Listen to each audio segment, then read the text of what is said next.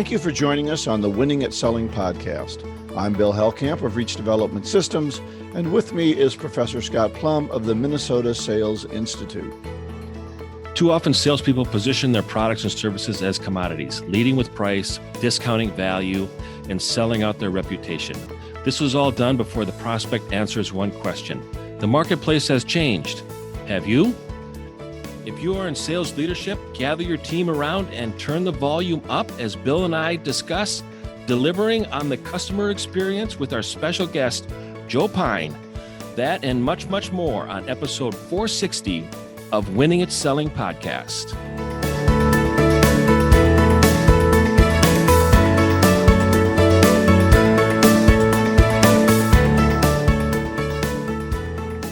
Well, we're going to make everybody wait to hear from Joe as we start our book club. And this is starting to get into the guts of Let's Get Real or Let's Not Play by Mahan Khalsa. And chapter 1 is all about the key beliefs. And I thought we would start off by just going through those 5 key beliefs real quickly. Yeah, good idea. Because we're only going to touch on 2 of those today, 1 and 2. So there are 5. The number 1 is consultants and clients want the same thing. Number 2 is intent counts more than technique, and technique is still important.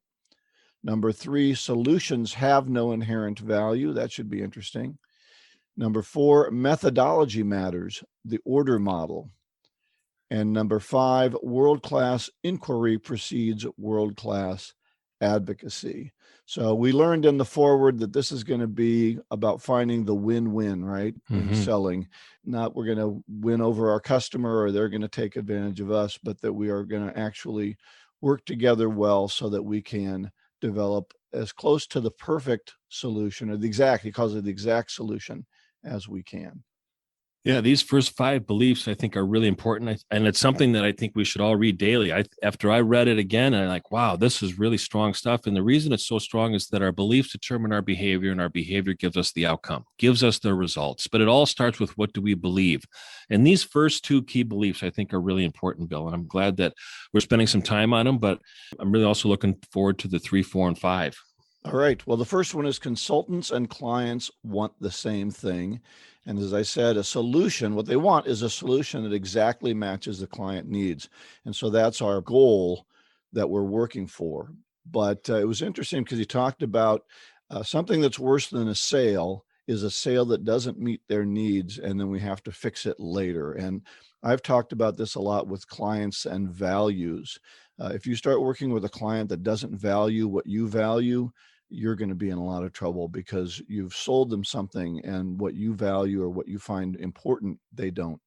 I think the book uses the term unreferenceable client, which I've never seen that word before, but I totally get it. Unreferenceable client. There you go. Now you and I think we've all got it. We've all had that in our experience is an unreferenceable client. And now and now the internet is out there and people can say whatever they want. And exactly. And angry people tend to talk about you more than happy people. So very true.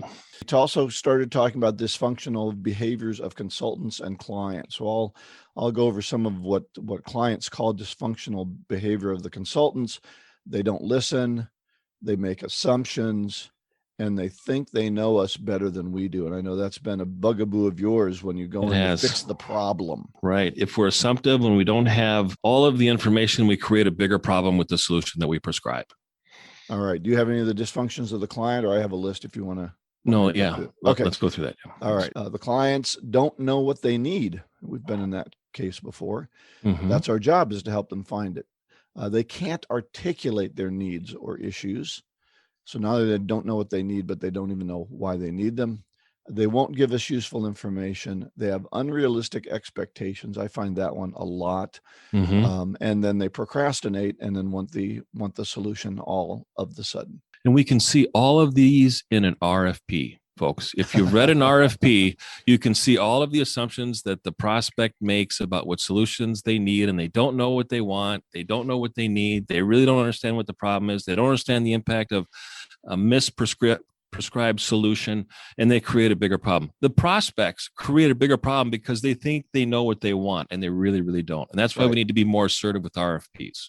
And we need to walk them through a process. That's why a sales process is important, because it helps the customer find out what they need sometimes, as well as us finding out what they need.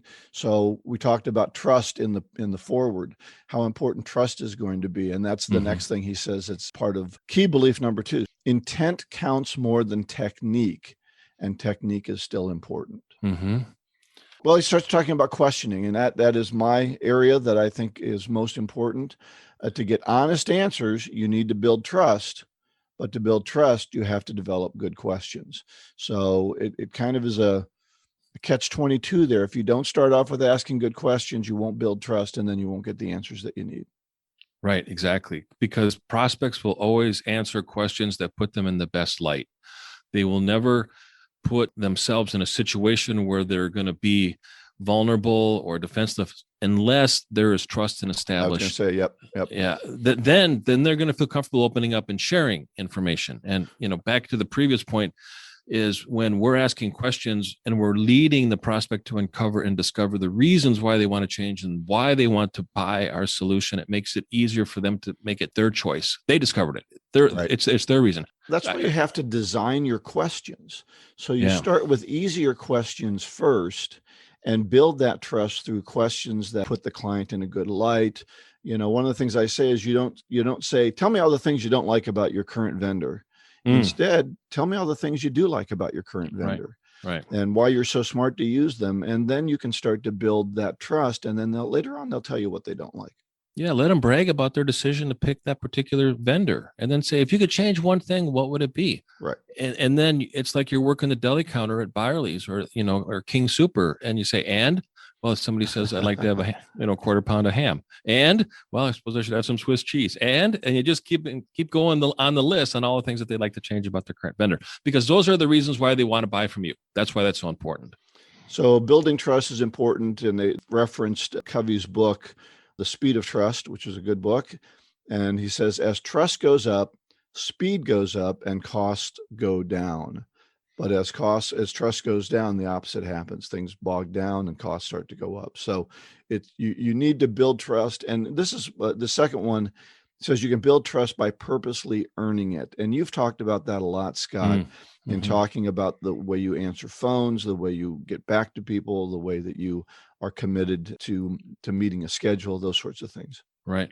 That's demonstrating your value by your persistence, I think, is really important when you're selling a service. And then he has an equation: trust equals intent plus expertise. And so that intent, again, we're going to hear this over and over in this let's get real or let's not play. What is your intent? Is it to really find that exact solution, or are you just trying to make a sale as quickly as you can and get the heck out of there? I think it's also important for us salespeople to find out what is the intent of the prospect. So we listen to the words or the content, and then their meaning of the words is the intent. Why are they bringing that up now? Why are they telling me that now? Why are they asking for that now? There must be a reason, and that's the intent. All right. So last couple of points before we move on. You are more successful when you concentrate on the success of others rather than your own. And he talked about manipulation. If people feel manipulated, they're going to start to drive in the opposite direction. Yeah. And they won't have any value for your expertise. Right. Well, your expertise is never going to have a chance to come out because they're going to feel manipulated. And so be careful in how you ask those questions. Is it for you again, or is it for them? So the harder you try to sell, the less likely it is to happen. So I thought that was interesting. Yeah. It's not too late to pick up the book and join us. And we're going to cover 3, 4, and 5 on the next episode. This segment has been brought to you by the Jumpstart Sales Coaching Program, presented by the hosts of the Winning at Selling podcast.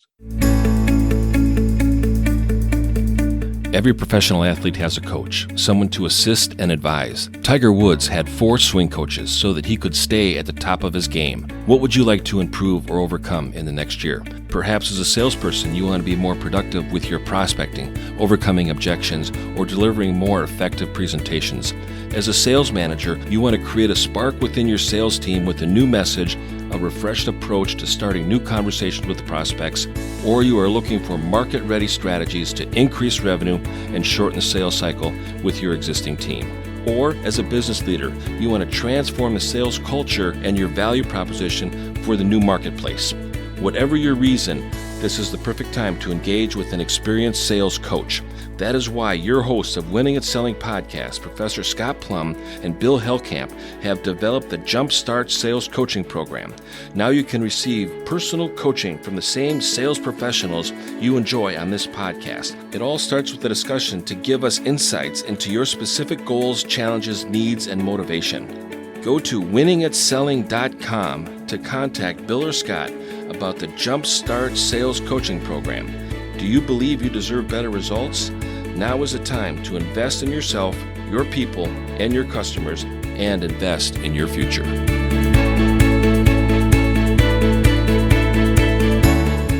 I'm very happy to introduce our special guest, Joe Pine, an internationally acclaimed author, speaker, and management advisor.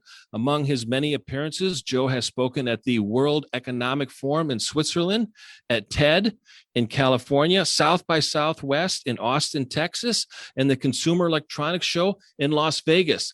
Joe specializes in helping people see the world differently through his many groundbreaking books, inspiring speeches, and intensive work with individual clients. He's most well known for his best-selling book, The Experience Economy, which came out in 1999 and has twice been named one of the 100 best business books of all time.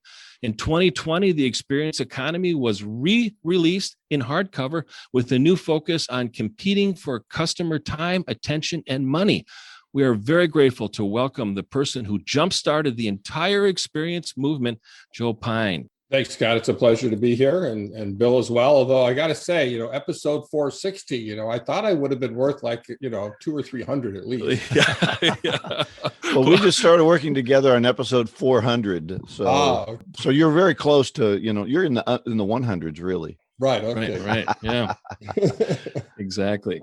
We want to just pepper you with some questions, Joe. I know you've got a lot to share with our listeners. And I think that, as I said in the introduction, when we first started the podcast, is that too often salespeople are turning their products into a commodity. And the more that I've learned from you, the more that I've seen that salespeople are creating opportunities in the conversations to turn their own product into a commodity. How do companies commoditize the product and services? Well, there's so many ways they do that. First, if they do nothing, right? Commoditization is like the law of gravity. If you do nothing, it will drag you down year after year, and eventually you'll become a commodity. And then the second thing is what you exactly pointed to, Scott, which is focusing on price. If all you think that customers care about is the price, then you're commoditizing yourself and you're teaching them to buy on price, right? Instead of the great things you had in the book study that you're doing, that gets you talking about what their needs and wants are, getting them to figure that out, right? That will do it. And thirdly is you have to continue to innovate. You can't expect to be selling the same thing 5 years from now as you're doing today, or 4, 3, 2, or even 1 year from now. You've got to constantly innovate to meet evolving needs and to create greater economic value for your customers, which then allows you to charge more, to charge premium, and not be a commodity. One question on the price issue that you mentioned there as number 2. Are there some customers that are just price conscious and we should just avoid them? Or can we turn those people through quality questioning to somebody who's going to care more about other things in the value proposition? I think you'll find customers that are both. In other words, there are some customers that no matter what you do, they're just going to buy on price. And the thing to do there is to not necessarily to ignore them or to send them away, which away. Not always bad, but to say, okay, well, this is it. This is what we value. This is our price. Take it or leave it. If you go to someplace else, that's fine with us because you'll probably be a bad client anyway. Right. But then some, I think you're right, is that you can turn them around, and it is get them to focus on their needs, get them to understand why it is that they want. In fact, one of the techniques I've become enamored with over the last 5 years, and if you've got a manufacturing background and TQM, you may know the technique of 5 whys, where something wrong happens in the manufacturing line. You say, okay, well, this went wrong. Why did that happen? and you find out why that happened, but that's not the core reason, right? That's just a symptom of some other cause. And you keep asking why, and 5 is just a general number for however many it takes to be able to get to that core reason. In the same way, we should be asking our clients, well, why do you want that? Why is that what you think? And why do you want that? Until you get down to their core needs, their core in particular aspirations for what they want. Then if you can say, okay, so if I can solve that problem, right, then you'd buy from me. And that may work even with those that are price conscious, even to ask, well, why are you so focused on price? Well, because I got all these pressures of top management. Why do you have those pressures from top management? Well, because our business isn't doing well because of this. Okay, well, why is that happening? And you may get down to, oh, I can solve that problem, right? That's affecting the business. And that may work as well. Does that work as well if you fall into the lap of procurement? Will they find that they just can't answer one of those whys and have to move to someone else? Exactly. You may get to the point where procurement says, this is what they told me, and I don't know anymore. I said, well, can we have a joint meeting? Can we meet together with them? If you can get them to understand that the answer to that question is important, that they should know it, then either get them to talk to them or say, can we get together jointly and talk about it? Joe, what are some of the examples of the experiences customers have in today's marketplace? You've wrote a book on the experience economy. What are some of the experiences that salespeople and customers can have? Yeah, they're all over the place. They're everywhere, and they've always been around. You think of the classic experience of concerts and movies and plays and TV shows and so forth, and today all the streaming services and that have done so wonderful in the pandemic when we haven't been able to go out and have all those great physical experiences. You can think of retail, right? We live in Minnesota with the Mall of America, which is the core of it is an amusement park in the middle that you're paying admission fee, and they got all these other wonderful experiences that are in there. In retail, my favorite, I think the best retail experience out there is Italy. I don't know if you've ever been to Italy. They're in Chicago, New York, and most all major cities now, but it's just this entire emporium of everything having to do with Italian food. Just wonderfully immersive experience, just so vibrant. Speaking of immersive, there's an entire new class of experiences that focused on immersive art, most prominently Meow Wolf, based in Santa Fe, just opened up in Las Vegas, about to open up in Denver, where now you're paying, you're paying like $30, $40 for an hour or two experience, versus $10, $12 to go to a 2-hour movie. And a lot of these places are, use the term Instagrammability, that they want to be able to be so immersive and so wondrous would probably be a better word, that people want to take pictures of it, take their selfies in there, put them on Instagram, Facebook, etc. You also get, in terms of manufacturers, you get a number of manufacturers that create flagship experiences. You can think of the World of Coca-Cola in Atlanta, the Heineken experience in Amsterdam, the Guinness Storehouse in Dublin, and so far. The list is endless, but it includes B2B, right? There are many B2B experiences. I started off in IBM in Rochester, down in Rochester, Minnesota, many decades ago. One of the things that was part of my job is to go over to our customer experience center. We actually called it something different at the beginning, but eventually that's what it became, and give presentations and sort of create all of these experiences to get them to experience the product. So what I think is one basic principle of sales and marketing is if you get your customers to experience your offering before they buy it, the chances they will buy it go up. So many companies like PwC has 50 different customer experience centers around the world, and so many companies do that, where they turn sales into an experience unto itself. Well, let's dive a little deeper into that, because a lot of our audience are salespeople and sales managers. And so how can they create an experience where we can experience their product some way before they buy, as you said? Well, one is obviously bring them to your place where you can show off the equipment in the greatest possible light. I'm thinking of Johnson Controls over Milwaukee area has a customer experience center where they're giving sort of a normal, maybe PowerPoint presentation, and in the middle of a sentence, all of a sudden, kerchunk, right? The power goes out, right? It gets dark in the room. And then they get you to experience what it'd be like if you had Johnson Controls equipment to be able to recover from that power outage or to prevent it from happening. Right. So that's an example of how to how to go about doing that. But you also know, the original subtitle of the book when it came out in 1999 was "Work is Theater and Every Business is Stage." And because we recognize that when you stage experiences, you are on stage, right? Your work is theater. And it's not a metaphor, work as theater. I literally mean work is theater, right? You're on stage and have to engage the audience in a way that creates that memory within them. That's the hallmark of an experience. Well, the best salespeople forever have been the best actors. They know they're on stage. They know how to act. They know how to create certain impressions in their customer's mind, whether that's of being professional or knowledgeable or helpful or whatever those might be. And acting doesn't mean that you're pretending and that you're lying, right? It just necessarily, of course you can be, but it just means that you are choosing. Acting is all about being intentional. It's making choices of what you do, what you say, how you behave, and you intentionally choose those parts of yourself to reveal to those in front of yourself. And I think natural salespeople recognize that.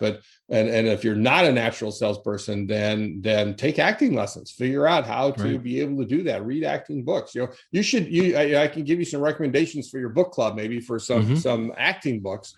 One of the things that we deal with a lot when we're asking people to act is that they, as you said, they feel they're faking it, or it takes them out of their comfort zone sometimes. How do you help them overcome that feeling that we need to have some more enthusiasm and some more energy that we can put into our presentation with the client? Well, it basically is to show that it works. I mean, if I'm sitting here like this and I'm giving you a presentation and talking about my product in a very mundane and monotone voice and don't really bring any energy to it, right. Well, your listeners are already starting to snooze off, right?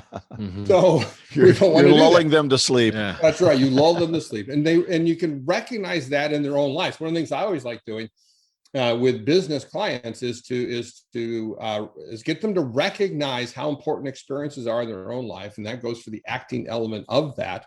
And I often take clients on experience expeditions. Go to a city or to a place like the Mall of America, or go to Las Vegas or Chicago's Magnificent Mile, New York with Times Square and all the experiences there, and get them to see what consumers are like. Get them to see how much better. And I always send them to some lousy places too, so they can compare and contrast and see them. And, my favorite example of acting is actually another Minnesota connection is the Geek Squad. That Robert Stevens, when he founded the company, if our memory serves, it was 1996, dropped out of the University of Minnesota to get in the computer installation repair business. And he said that he didn't interview prospective employees. He auditions them. He wanted to make sure he could typecast them as geeks, right? He wanted real geeks, authentic geeks. He didn't want any fake pretending geeks in there. And then he costumes them, right? And the white shirts, the thin black ties that are clip-ons, just in case there's an altercation, Robert says. Black pants and shoes with the white socks that make that uniform pop. He gives them the Geekmobile to drive around in, a black and white Beetle with a Geek Squad logo emblazoned on the side. And then they have the wonderful prop of their Geek Squad badge, right? It's a titanium badge. It's made by the same company that makes police and FBI badges. It has that exact same quality.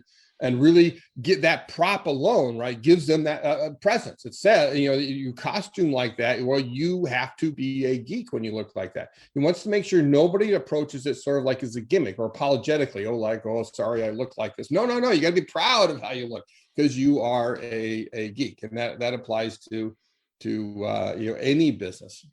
So help them focus on what works rather than what feels comfortable to them. Mm-hmm. Joe, and the media has been reporting a labor shortage. And from what I've learned from you, it seems like people have the greatest impact on the customer experience. What can companies do to maintain or maximize that customer experience when there's a labor shortage? Or how do they fight that? Well, first of all, let me mention one thing, which is that when use the term customer experience, and when most people, not everybody, but when most people use that term, they actually don't mean what I'm talking about.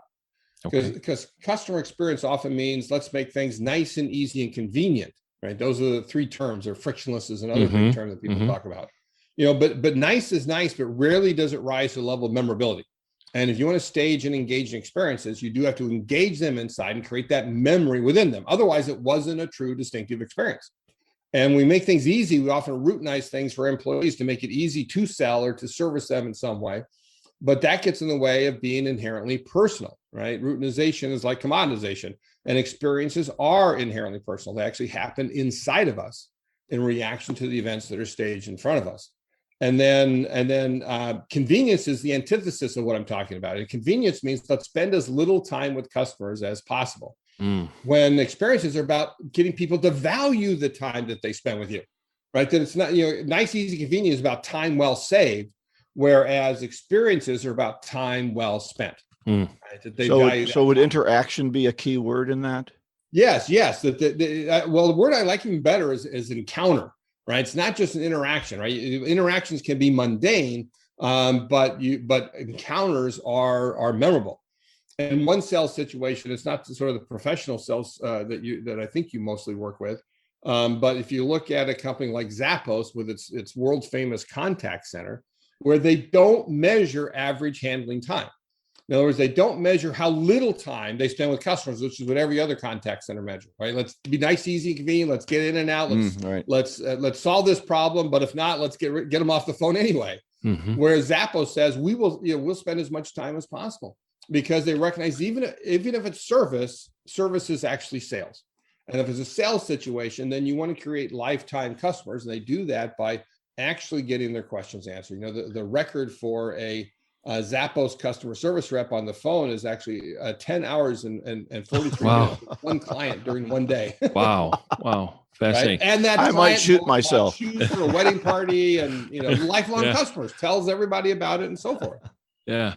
I listened to a podcast and you talked about how banks have changed how they host their customers, or what kind of relationship they want to have with customers, and what they're measuring when it comes to the amount of time. Could you elaborate on that? I think no industry, in fact, has more commoditized itself than banking, because they came to view spending time with customers as costing them money. Wow. So customers don't want to spend time there, but you can reverse that. I'll give you a few quick examples of banks that have done a great job. So one is ING, big Dutch bank, came over to the U.S. marketplace a number of years ago, and rather than create branches, they created cafes, right? ING Direct cafes. Where you could actually sit down, spend time with a bank representative, learn about their offerings in a nice, easy, comfortable environment, and then become a customer, which actually gets you a discount then on the coffee that you're buying. Another great example is Umpqua Bank out in Oregon in the northwest of the country, where they created really different bank branches that didn't just sort of like scream, get in and out, but rather were warm and inviting. It's the first cafe or bank in the U.S. I know that actually added a cafe to our sort of regular bank branch, where they serve you coffee there. And then another one that occurs to me, a B2B bank actually here in Minnesota again, is Platinum Bank. Mm-hmm. They have a place down in Oakdale. I remember the architects who designed this, they read the experience economy and they contacted me and said, hey, we'd love to show you off this bank to you. And they showed it to me, and it is a business-focused bank, and it was very well done. You're much more connected with the tellers that are in there. They actually have a community space that they let people rent and be able to use, and they have TVs in there that's showing you what's going on in the stock market and so forth. Very open environment. There's a fireplace with little comfortable chairs, and they actually introduced me to the branch president and our general manager, and he said, what do you think? I said, I love it. I tell him all the reasons why I love the banks. I said, there's one thing you lack. I said, what? I said, a cigar lounge. Yeah, there you go. I like the way you think, Joe. That's what you think of multi-bank, right? So actually, he sort of like motions to me to follow him. We go around the corner, and there's this like hidden door behind the fireplace. Is a lounge room where it opens up to the outside, and they had a cigar humidor in there. Wow. I thought that was just wonderful. That is a beautiful bank. It's in the middle of the woods too. You can't even see it from the road. Even though it's right next to a highway, you feel like you'd never know it. Joe, we're at a time where the lockdown seems to be dropping off. People are starting to mingle again. But I've noticed that many companies, the Starbucks, the Caribous, have not opened their inside stores again. They seem reluctant to do that. Are they going in the wrong direction to try and just be drive-through all the time? Because that seems to be what's going on. I think I heard there's a Taco Bell going up in Brooklyn Park that's going to be drive-through only. Are we changing the experience? Well, what happens is we're actually bifurcating. the marketplace into that which is service and that which is experience. And I'm not sure Taco Bell was ever a real experience, but no, but it's changing, right? Right, it is changing, and it's recognizing that. So here's the key: is that because we've shifted to experience economy, people want goods and services to be commoditized, right? Again, whether they're consumers or whether they're businesses, they want them to be commoditized, so they buy them at the greatest possible or the lowest possible price and the greatest possible convenience, so that they can spend their hard-earned money and their hard-earned time on the experience that they value. So they'll want to go and spend as little time to get their taco dinner. That this is what Starbucks doesn't realize, is that they're so commoditizing themselves, particularly by doing drive-through and mobile ordering in the same place. I remember a couple of years ago, before the pandemic, Kevin Johnson, the CEO, said that we think we can serve all our customers in this one place. I'm like, no, you can't. I mean, you can, yes, but you're going to commoditize the people that want to have the experience. They're not going to want it anymore. You go in there and you want to order and spend time, but they're all doing these orders from the drive-through and from the mobile before you get yours. You're wondering, well, what's going on? They're not paying attention to me anymore. Right. And so it is something that you see, but you've got to understand that those need to be served in different places if they want this. And the other thing is, the Starbucks if you're staying in the actual place should cost more than if you get it drive-through or mobile. Right. As an admission fee, right? A recognition that it's an admission fee. Pret a Manger in the UK does that. If you eat your food and coffee inside, it costs you around 70, 80 cents more than if you take it away. Makes perfect sense. Joe, there's one thing I really want to make sure that we include on the show, and that is the progression of economic value. I've included an image on the show notes, so if you go to the show notes, you'll be able to see what Joe is about to present. But this is such an important diagram of how the commoditization happens and how important the customization is on each step. Joe, can you kind of elaborate as to what this image explains and go through each of the steps? Yeah, I've sort of alluded to it in what we've been talking about, but basically the progression of economic value talks about how the economic value that companies create for their customers, again, whether consumers or B2B, changes over time. And that in the beginning was the agrarian economy based off commodities that you basically extract out of the ground and sell them on the open marketplace. And that lasted for millennia. Then we moved to the industrial economy, thanks to the Industrial Revolution in the 18th century, where goods, physical, tangible things became the predominant economic offering. You make them out of commodities. Then in the 20th century, we shifted into the service economy, where you deliver a set of intangible activities on behalf of an individual person or a company. And then now, when the book first came out in 1999, we talked about the nascent, the forthcoming, the emerging experience economy. When we re-released it last year with a new preview on competing for customer time, attention, and money, we talked about the fact that, well, no, it's here now. We are in an experience economy. That experiences are the predominant economic offering. That experiences are what people want today. And they want goods and services to be commoditized. And you have these different dynamics in it. And commoditization, again, like the law of gravity, a force of nature that just says over time you'll be commoditized. So you just shift up to avoid that commoditization. But another route, and how I originally discovered this progression, is through customization. That customization is the antidote to commoditization, right? That customization naturally differentiates yourself because you're working with individual customers. You're designing what they want. Even if you're customizing a good, you are helping them figure out what they want, as you talked about at the beginning of the show, because they don't always know what they want and they can't always articulate it. So you figure out what you want, you design it just for them, then you make it, and then you deliver it to them individually. And so you're really in the service business. And what I originally discovered this is when somebody asked me, what is customization? Because my first book was called Mass Customization. What does it turn a service into? Well, if you design a service that's so appropriate for a particular person, exactly what they need at this moment in time, then you can't help but make them go, wow, and turn it into a memorable event, turn it into an experience. And then as we're working on this idea, then I realized, well, okay, what's the next step? What happens when you commoditize an experience? Because experiences can be commoditized, as we just talked about with Starbucks, and you have the been there, done that effect, right? If you've been there, done that, you don't need to go back. Well, okay, well, that's now basically a commodity. So what happens when you customize an experience? What happens when you design an experience that's so appropriate for this particular person? Exactly. The experience now that they need at this moment in time. And then you can't help but turn to what we often call a life transforming experience. In other words, an experience that changes us in some way. And that I call a transformation. Transformation is the fifth and final economic offering, this progression of economic value. We're using experiences now as a raw material to guide customers to change, to help them achieve their aspirations. Going to a fitness center is about becoming more fit. In the healthcare industry, it's about going from sick to well. Management consultants are not hired unless a business wants a different business as a result of it, and use the expertise of the consultants to do so.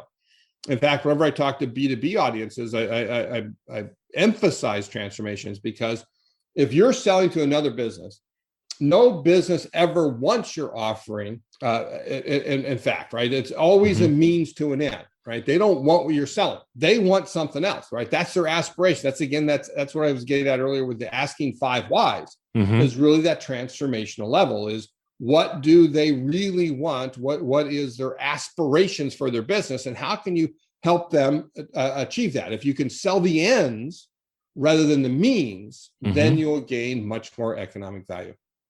Wow. This is a great image. And again, it's on the show notes. So if you go to winningatselling.com and click on the episode 460, and it'll have Joe Pine's name next to it, you'll be able to see this image. And it's so important when it comes to differentiation, relevance, and pricing. Those are the 3 things that it really shows.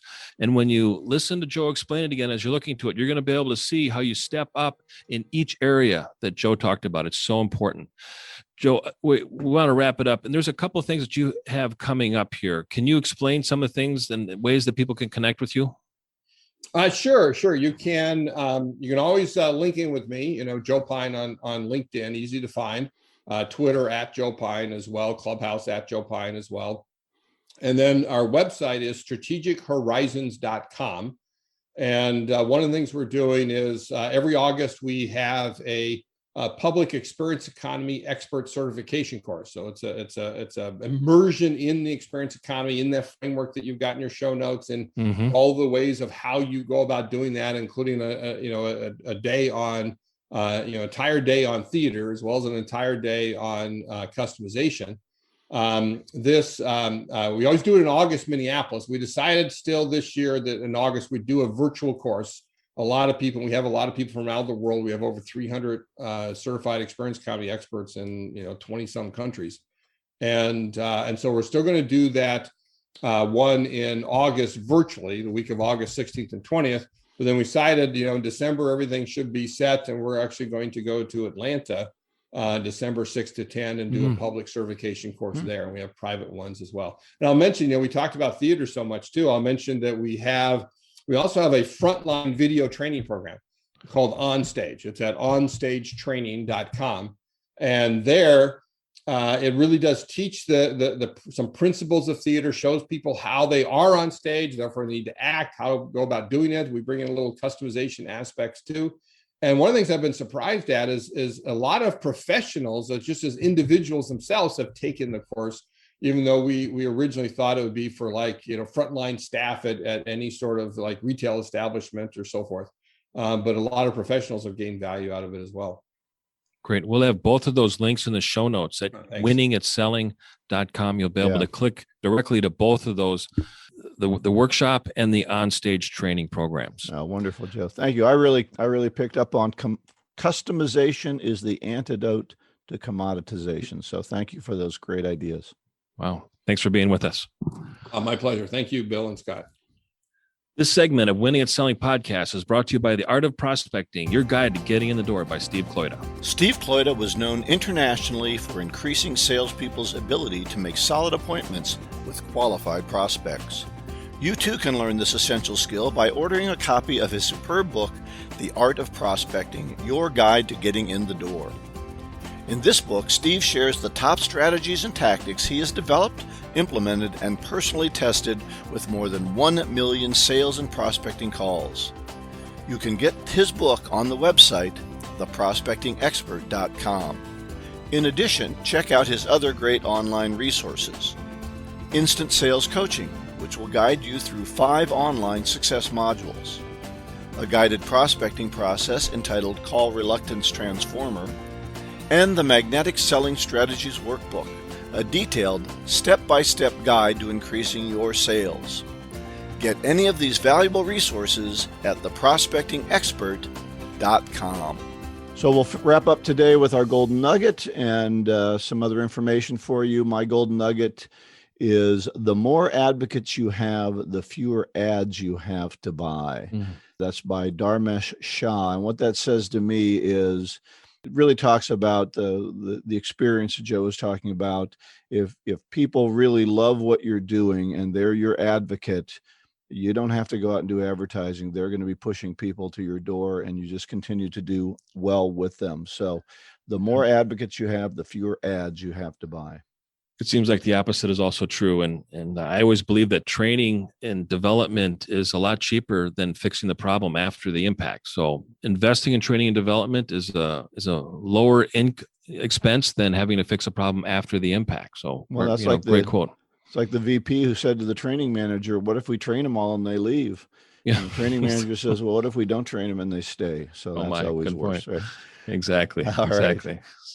So everything we talked about is at the website winningatselling.com. All this information, the links, the show notes, that image that I talked about. So check out that image and listen to the podcast again, and you'll be able to know exactly what Joe is talking about when he talks about those 5 levels. Next week, chapter 1 of Let's Get Real or Let's Not Play, key beliefs 3, 4, and 5. And the next week, we're going to start a 10-part series on the sales process. Part 1 is strategy. Go out and get better one skill at a time. Joyful selling.